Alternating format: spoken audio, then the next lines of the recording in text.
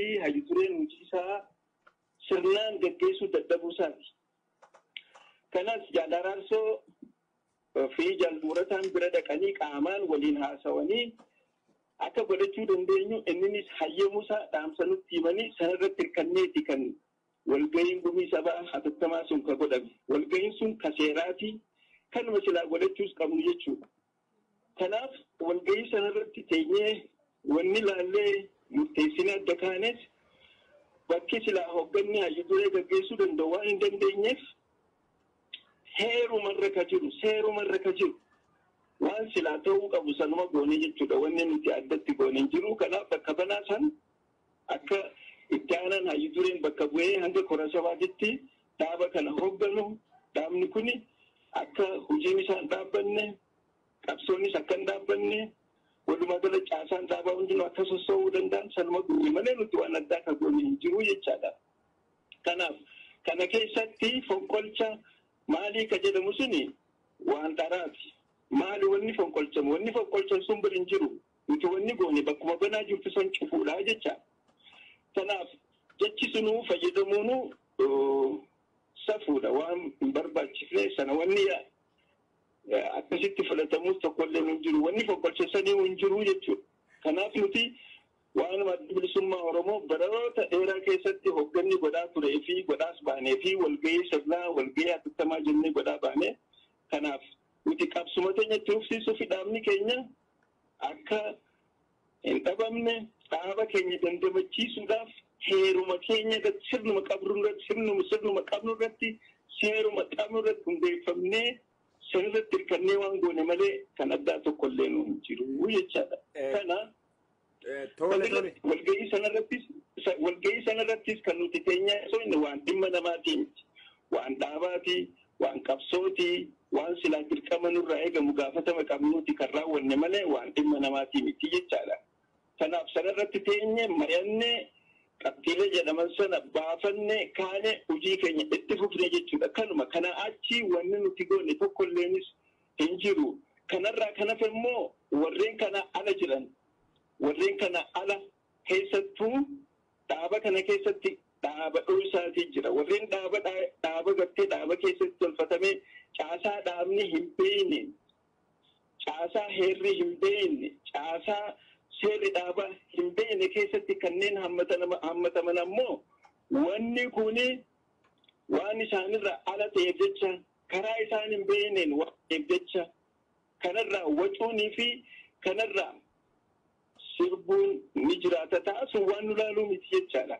Kanaaf nuti heera dhaabaa keessa, seera dhaabaa keessa, caasaa dhaabaa keessatti kanneen hammataman wajji kan quba qabnuu fi wal quba qabnu wajjin raawwanne malee sani ala kan jiraniin waan godhamee miti. Kanaaf kan akkasitti irraa dhukkubsatanii, kan irraa aaranii, kan irraa mufatanii, kan irraa waan kanarraa akka malee sammuun garagaltee yoo jiraate suni dhimma keenyaa miti nuti. Sana rabbuma kadhannaa fi malee du'aa goonaa malee waan jennu tokkollee hin jiru. Keessattuu immoo arraan tan addi bilisummaa Oromoo biyya keessa jira. Hogganni isaatis biyya keessa jira. Addi bilisummaa Oromoo alirraa hoggana hin qabu. Kanaaf waliigalatti addi bilisummaa Oromoo biyya keessa waan jiruuf hogganni isaatis biyya keessa waan jiruuf nuti qabsoo kanaas dhaaba kanaas ummata Oromootitti galchine jenne ummata Oromootiif kennine jenneeti yaannaa jechaadha. Kanaaf kana booda ummata Oromoo ka biyya keessa jiruutu dhaaba isaatiif yaada, dhaaba isaatiif dubbata, dhaaba isaatiif rakkata, dhaaba isaatiif dhimma dhaaba isaa irratti waan fedhe dubbachuu danda'a malee kanneen kana ala jiran yaada kennachuu irratti gatte waan fakkaatu waan sila asii gaafataman irratti yaada kennachuudhaaf gargaaru yoo ta'e malee kana booda dilas waan isaan itti rakkatanii hin qabanii jechaadha. Kanaaf waliigalatti nuti qabsoonis hoggannis dhaabinis wanni dhimma Oromoo dhaalu hundinuu ammaan tana biyya keessatti galee jira. Kanaaf kana ala kan jiru waan kanarratti yoo yaada gaafataman yaada kennuu danda'an irraa fudhachuu dandeenya. Kana achitti ammoo gaa abbaan fedhaas dhufee gochuu danda'a. Dirreenis kana waajjira gullallee muummicha keessattis wanni godhamee walga'ii gumii sabaa hatattamaati malee kana ala akka odeeffamuu fi ololoofamu sanatti wanni gaggeeffame tokko hin jiru. Wanni goones waan heeraati, waan sirnarra jiru abbaan fedhe heera adda bilisummaa Oromoo kan dhaabni qabu laalee dubbisee waan kana baruu ni danda'a jechaadha. Kanarraa kan hafe namoonni adda addaa kan asii fi alaan keessaa walitti hidhatanii oofan kun hundinuu akkuma nuti jire caasaa dha'u isaa caasaa kontirobaandii keessa warreen jiran malee warreen dhimma dhaabaa caasaa dhaabaa keessatti hammatamanii kan jiran natti fakkaatu jechaadha akka hubadhutti. Kanaaf waliigalatti wanni nuti goone waan heera waan seera dhaabaa keessatti malee waan sanii alaa tokkollee ukageune hin qabnu. Tole ulfaadhu amma gaa akka ati naa himtetti 1979 irraa qabdee dhaaba kana keessa jirta. Jaala kan kee hayyu duree adda bilisummaa Oromoo obbo Daawud Ibsaa ajjeesuudhaaf attoomsaafaatu shaaqala wahii gaggeessaa jira waan jedhuutu arraan tana qondaaluma dhaabaa irraa arra guyyaa arraan tana haasawamaa oolee mee ati hayyu duree ajjeesuudhaaf karoora baafattee qabda akka nama tokkootti. Safuudha bokkoni waan ani namoonni xiqqoo safuun isaanii utuu qabina fakkaate jedhu kun alas fagoos waan jiraniif waan asii kanas keessa waan hubanneef jecha kanaaf waan akkasii yaaduu dhiisiiti an durirraa kaasee hangaan dhaaba kanatti dabalamirraas kaasee hoggannis jijjiiramaa miseensis kaan haaree ni dhufaa ka dur deemaa kaan wareegamaa kaan hidhamaa kaan baqachaa as geenya malee bara arra kaawwan kanarratti arrantana wanni kun dhalatee miti. Eega dhaabni kun dhalaterraa kaasee eega dhaabni kun uumamerraa kaasee qabsoo keessatti dhaaba kana keessatti kan hogganni kaanis ni deema kaanis ni kuta kaan ni dhufa miseensi kaan ni kuta haareen ni dhufa kaan ni hidhama kaan biyyaa baha kaan as duula kaan achi duula wanni amma ta'e kunis bar waan haaraa hin jiru kanaaf kana keessatti abaluu ajjeesuudhaaf abaluu balleessuudhaaf wanni jedha wanni wal barbaadamu kuni qabsoo Oromooti dhaabninis ka Oromooti kanaafuu as keessatti ooruu abbaa kiyyaa irratti kan wal lollu hin jiru kaampaanii abbaa keenya irratti kan abbaa keenyaati miti kan warra keenyaati miti kan abaluu jedhamu hin jiru maali wanni nuti isa waan akkasii yaadee nama akkasii irratti waan akkasii yaadee maal argachuudhaafi kanaafi kuni maqoma wal balleessuuf wal jibbuurraa yookaanis dhimma gartee addaa waan ifii godhan san namarratti yaaduurraa kan dhufe malee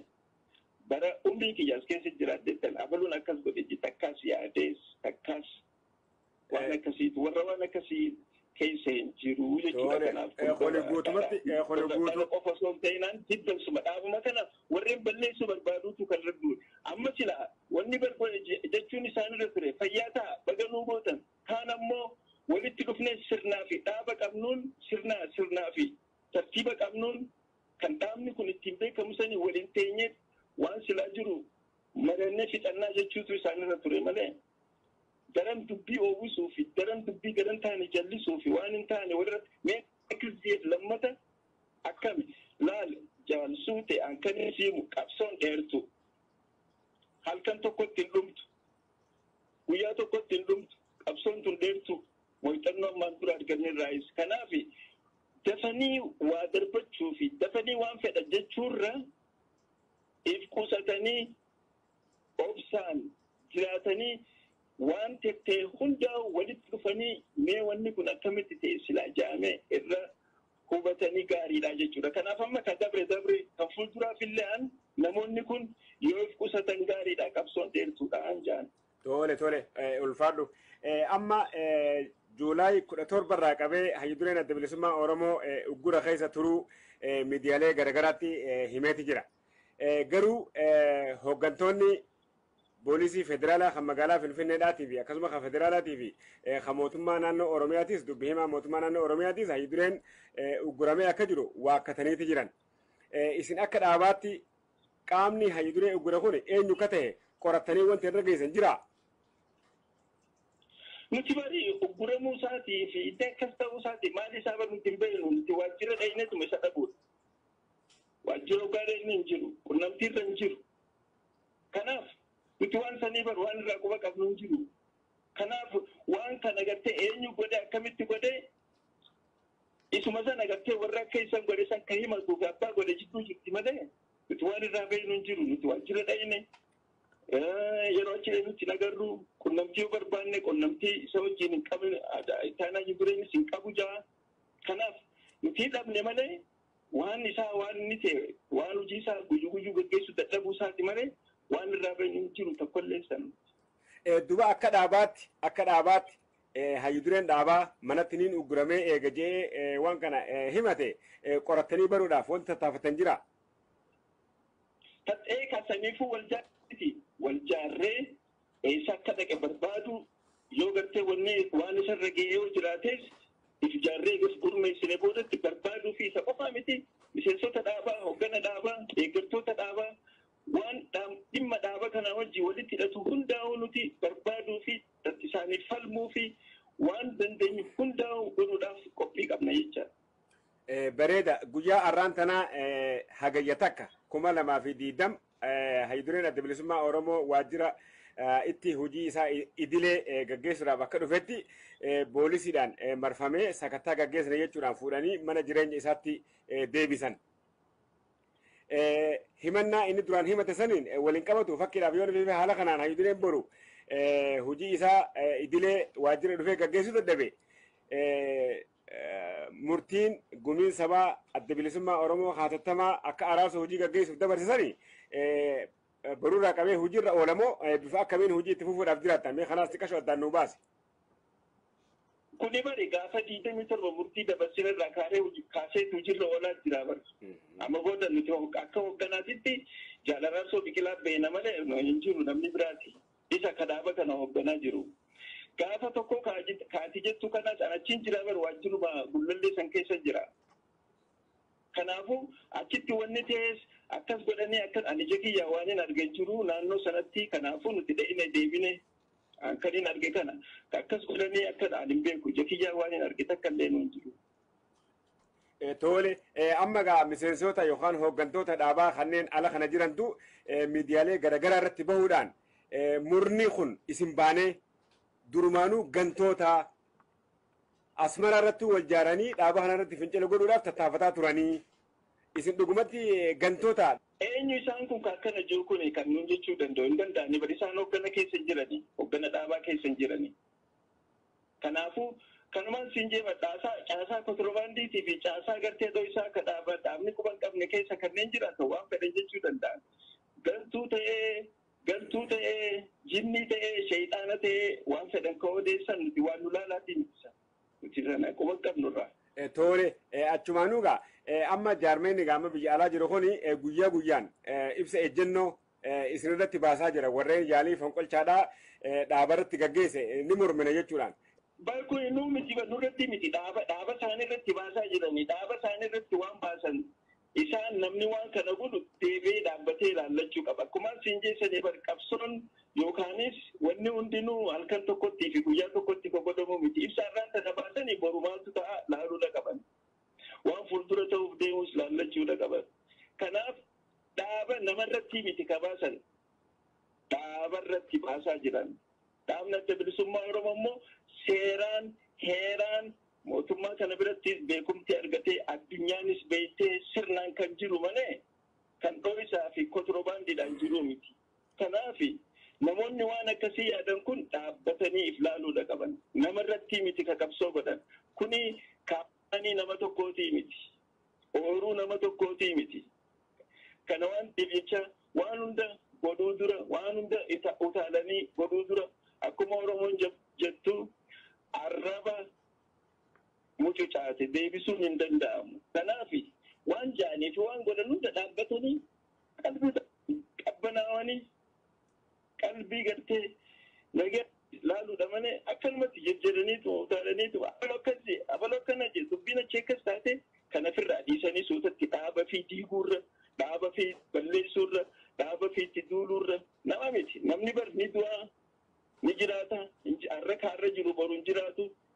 Kanaafuu dhaaba kana jiraachisuu fi jiraachisuu dhabuu irratti nuti dhaaba jiraachisuu dhaaba dandamachiisuu irratti qabsoo godhaa tattaafataa hojjetaa jirra malee akka isaaniititti nama irratti duuluu fi nama balleessuu fi nama wajjin kan wal qabatee miti hojiin keenya. Tole ulfaadhu achumaanuu amma mootummaan akka inni itti isin qeeqaa jirutti adda bilisummaa Oromoo Finfinnee jirutti qeeqaa jirutti guyyaa waan nagayaa haasa'uu galgala warreen waraana mootummaa irratti gaggeessaa jiran waliin qunnamtii qabaachuudhaani mootummaan isin qeeqaadhaa jira. Dubbiin jirtuu tanaan nuti asmaratti adda bilisummaa Oromoo qabsoo hidhannoo fi siyaasaa kan gaggeessaa ture kana booda Juulaay 7 bara 2 dura jechuudha. Gaafa san achirratti wanni murtaa'e adda bilisummaa Oromoo kana booda qabsoo hidhannoo lagate. Tarsimoon keenya kana booda tarsimoo qabsoo karaa nagayaati. Je'eeti labsatee akkasitti Oromiyaa walakkaa Oromiyaatti deebi'ee qabsoo karaa nagaa gaggeessaa jira. Nuti san keessa jiraachuu nuti waan dura dhaabbannuu fi kana warra waan san kun ammaa labsaa jiruumi warra lola labsaa jiru warra halkan lola labsu warra guyyaa immoo nagaa jiru caasaa keenya keessaa qulqulleessuudhaaf hattoo isa haxaa'uudhaaf deemnaa jechaadha kana nuti warra waan akkasii dhaaba kana keessa taa'ee halkan lola guyyaa immoo nagaa jiru kana dhaaba keenya keessa qulqulleessinee haxaa'uu qabna jechaadha rakkoo guddoon isa kana. Kanaaf nuti warra akkasiiti nuti qulqulluudhaan qabsoo karaa nagaa adda bilisummaa Oromoo tarsimoo godhatee gaggeessaa jiru kana itti fufuudha. Kanammoo warreen faalleessan dhaaba kana keessa haxoo'inee baafna. Kanuma kana achi immoo nuti qabsoo karaa nagaa gaggeessinee yeroo jennu kanatti tarsimoon dhaabaa kana ta'u miseensi deeggaraan hundi kana beekuudha qaba. Dhaabaatu tarsimoo isaa ka qabsoo hidhannoo damee waraanaa dhiigee qabsoo hidhannoo lagatee heera isaa keessatti illee qabsoo siyaasaa fi hidhannoo kajuusan dhiisee qabsoo siyaasaa diploomaasii kan nagaa kan dimokiraasii gaggeessina jeetii bakka kana buufate jechaadha. Isa kanarratti hojjenna. Gaafa kun dadhabe akkuma ammaan duratti bare halkan osoo hin ta'in guyyaa labsinee qabsoon karaa nagaa dadhabamte lolatti seenna jennee labsinee deemna malee hoo'isatti wal keessa laaqaa wal keessa bocalaa halkan waan biraa dalagaa guyyaa waan biraa dalagaa akkasitti deemuu hin dandeenyu jechaadha. Kanaaf nuti tarsimoo adda bilisummaa Oromoo lafa kaa'ate saniin qulqulluu tataate qabiila kataate isiisan gaggeessa. Isiisan ammoo kafaallees isiisan ammoo kan mijjees isiisan ammoo akka manatti kan fudhachiisuu fi kan dhaaba kana xureessu hundaa'u dura dhaabbannee balleessina jechaadha. Kanaaf nuti kanarratti ciccineeti kan deemaa jirru jechuudha. Gaafa kun ammoo dadhabame jedhamee uummata Oromootitti ifatti himne kunoo qabsoon karaa nagaa dadhabame waan jiruuf akkuma ammaan duraatitti labsinee akkuma gaafa chaartarii keessaa bahamettis labsinee kan goonu malee osoo labsin wal keessatti dhokannee wanni deemuuf tokkollee nu hin jiru jechaadha. Kanarratti wanni ammallee ani dubbachuu barbaadu addi bilisummaa Oromoo dhaaba qulqulluu kaayoon isaa tarsimoon isaa hundi ifa taate malee tarsimoo bocalaa fi tarsimoo waliin dhooftuudhaan hin deemu jechaadha. Kanammoo ammallee deebi'ee kan inni himu addi bilisummaa Oromoo gaafa dirreetti gahee qabsoo lolaatii fi qabsoo hidhannoo gaggeessuusi ifatti himateetti malee dhoofsiitee miti jechaadha. Wal keessa laaqeetti miti jechaadha tarsimoo isaa. Kanaaf kana hundi keenyaa'u akka hubannu barbaada. Tole asumarratti amma heera adda bilisummaa Oromoodhaa ka duraan qabsoo hidhannoo qabsoo dipiloomaasiidhaa waliin gaggeessa kajuu jijjiirreeti qabsoo siyaasaa qabsoo dipiloomaasii qabsoo dimokiraasii kajuuti jijjiiranaan jette heera kana yoom jijjiirame heera jijjiiruudhaaf namni aangoo qabu sun eenyu gabaabinuu maxxansa kana addannaa baase. Kana kora sabaa hatattamaa maali kora sabaa kan gartee yeroo bara dabre Finfinneetti godhanne isarratti kan murtiin kun dabre jechuudha. Kanaaf heerri keenyas bar namni adda bilisummaa Oromoo heeraa fi seera isaa kan dursan agartee sana jala deema. Kana ni irraanfatee natti fakkaata. Kana eega adda bilisummaa Oromoo biyya deebi'ee kora sabaa addaa kajuu maqaa sana moggaasee godhannee gullalleetti achirratti kun hundi jijjiiramee jechaadha. Jijjiirraa kana namni hin beeku hedduun. Isa kana kan ammaan nuti masakamnu kan ittiin hogganamnu kan ittiin qaceelfamnu kan ittiin hogganamnus kana jechaadha. kana malee kan duraanii sana namni saniin duraa wal dhoyteeti kanaaf isa kana namutu bakka jiru barbaade fudhatee haa dubbisu. Tole achumaanuu isin karaa nagayaatiin qabsoonaa jettanii biyya deebitanii garuu mootummaan karaa nagayaa kana takabbalaa hin jiru fakkaata maaliif ajjeechaan reebichi hidhaan guutuu Oromiyaa keessatti itti fufaa jira namoota maqaa adda bilisummaa Oromoo himatu hundaatu amma hidhamaa jira amma gabaasni kaleessa naannoo baha Oromiyaa irraa garagaraa irraa nu dhaqqabee manneen hidhaatu guutamee manneen iskuulaa akka guutamee jiru gabaasni nu gahee jira gabaasa amma nuti qabataman harkaa qabnu. Duba nagaya kamtu jira isin ammallee nagaya ciccinaa jettan. Barkana dubbiin barnuti nagaya jiraan jennee bar nagayni hin jiru rakkoon jira hidhamuun ajjeefamuun tumamuun saamamuun iraarfamuun waan silaa roorroo jaamu gosa hundaatu uummata keenya irratti gahaa jira. Adda bilisummaa Oromoo immoo tarsiimoota akkumaan olitti ibsatti jijjiirrate karaa qabsoo nagaatiin gaggeessina jee dhufate murteeffatee dhufe ni gaggeessina jenne kanaaf amma gara kanarraa gara biratti jijjiiramuu barammaas tarsiimoo kana jijjiiruudhaaf korri sabaa yaamamee yookaanis hoogganni kun deebi'ee taa'ee murteeffatee lakkii wanni kun kana booda ittiin deemuu kanaan hoogganamuu wanni kun nu baasuu gaafa jenne jijjiirannee labsinee goonaadhaa bara kanaaf waan uummata keenya irra gahaa jiru roorroon gosa hundaa roorroo hamtuun himuun hin danda'amne hundaatu irra gahaa jira. Kanammoo kanatu ta'e kanaafuu kanaaf ammaan tana haalli kun hin danda'amu saniin deemuun hin danda'amu nuti qabsoo tooftaa yookaanis tarsiimoo biraa yookaanis mala biraa barbaaddachuu qabna gana kanaati. Hoogganni kun taa'ee laalee murteeffateeti kara silaa isa baasutti ni murteeffataa jettan sana fuulduratti dhufna. Dhufatee ijibbaata goonee humaanuu nafne kana booda jennee kan itti dhufnu sanagaa itti waanuma fuuldura itti deemuuf teenyu jechuudha malee ololaanii fi rakkina ammaan tana kanaatu teessattu akkas goona jeessaniin gaa namni baaragee gara waan arge hunda keessan seenu jechuudha. Tole ulfaadhu. Ammallee ibsa ejjennoo qabxii 13 keessaa qabu walgahii hatattamaa godhattanii Juulaay 27 fi Juulaay 26 baaftan keessatti gamtaa hooggansa gamtaa Oromoodhaa kaju deebistanii ijaaruudhaaf ballama seentanii jirtan. Duraan hooggansi suni yookaan jaarmiyaan sun akka hin ijaaramneef sababni maal ture amma isin haaraan dhuftanii deebistanii ijaaruudhaaf ballama maaliif seentan?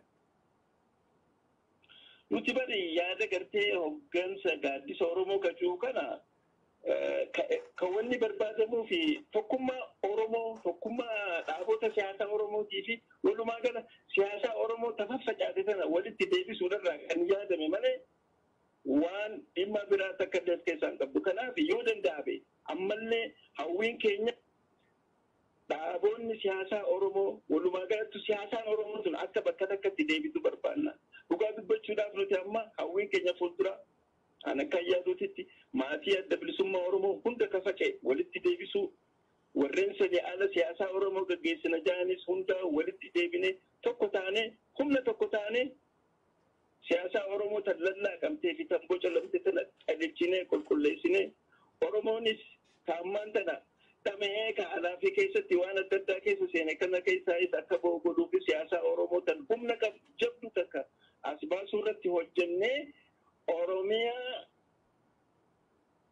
ifiin if bulchu jaaruu irratti qooda gama keenyaa kennuudhaaf kan yaadame malee waan biraatii miti jechaadha. Kanaaf tarii hoogganni gosantuu deebi'a ammoo bifa biraattu deebi'a san fuulduratti dhufa sun hawwii keenya gattee kan siyaasaa Oromoo humneessuu fi jabeessuu fi tokkomsuu irratti kan qiyaafatee jechuudha. Wanti nuti goone waan heera adda bilisummaa Oromoo irra jiru, waan seera adda bilisummaa Oromoo irra jiru, waan caasaa adda bilisummaa Oromoo irra jiru, waanuma baramee jechaadha, waanuma jiru, waanuma ta'e, waanuma ta'uu qabus kan goone jechaadha. Kanaaf adda bilisummaa Oromoo baroota dheeraa as ga'e kana keessatti wanneen akkasii kana hunda kana caalu hamaa hunda keessa dabreetti as ga'e gaggaaqqama adda addaa. Adda bilisummaa Oromoo ni jiraata. Adda bilisummaa Oromoo fuulduras ni jiraata. Fuulduras qabsoo kana gaggeessee hanga xumuraatitti hanga xumura bakkaan ga'uutitti qabsoo isaa itti fufa. Kanaaf hundi ilmi Oromoo kataate hundinuu akka Oromootti yaada malee akka kaampaanii akka ooluu ganda warra tokkootitti yaadina waliigalaa wal jala deemaa wal dhagayaa uummanni Oromoo ni bilisooma kanu. tole ammallee gaaffii takka tamaayyiidhaa dhiifama kuma lamaa fi kudha torba kora sabaa godhatan asmaraadhatti amma kuma lamaa fi 21tti gaa waggaan 4 dhume jechuudha kora sabaa ta'u godhachuudhaaf yaaliin jira adda bilisummaa Oromoo bira. Akka gaariitti nuti barammaa wanta ammaa walgahii gumii sabaa hatattamaa kan goonee fi ibsa kanneen irrattis ifa gooneeti jirra. Nuti kana booda hoggana Jeneraal Biqilaa jalatti kana booda hanga kora sabaatitti deemnee kora sabaati kan rakkoo dhaaba keessaatii fi rakkoo dhimma dhaabaatii wal qabate kan furmaata kennu kanaaf yeroo fuuldura keessatti kora sabaa teenyee korri sabaa godhamee korri sabaa yaamamee sanirratti furmaan akka barbaadamu godhuudhaaf qophii qabna ibsa keenya irrattis ifa goonee jirra. Kanaaf hanga kora sabaa itti aanuutitti hoggana Jeneraal Sootiin gaggeeffamne kora sanarratti rakkoo qabnu hundaa'u teenyee furan.